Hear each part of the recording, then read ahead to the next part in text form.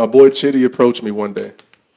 In typical Chitty fashion, wide-eyed with his big Kool-Aid smile, he says, "Bro, I love what you do with your poetry, but it scares me when you talk about death." I laughed. But on the inside, I played every moment of Death and I's relationship. You see, I met Death at the age of 7, saw my first dead body on a Sunday, only this one had a tomb of an abandoned gas station. Its body didn't rise and ascend to heaven. It just laid there. At that age, my innocence was caged in by yellow tape that says caution as to warn you to not cross the line or you may damage the crime scene. But that tape can only yield your body. It can never stop your eyes from witnessing the green light of murder marked by red blood. That tape can never stop a child from being damaged as a kid. As a kid, I treated funeral homes as museums.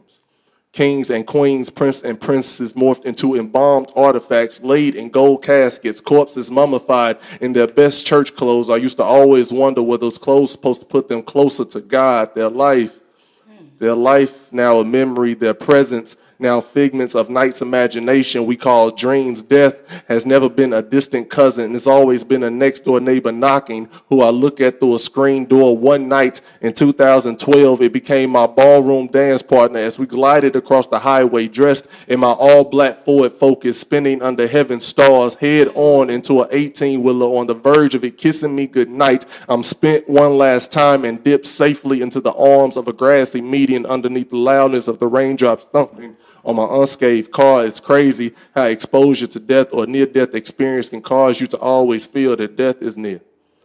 Or maybe it's just the Gemini trait to where I wait for death to crash into my twin towers. I just hope that when the smoke clears, that my memory is never traded from the center of your world, that my life be a memorial that shines lights into the skies to remind you of where I once stood. So if anyone asks me, am I afraid of death? My answer is always no.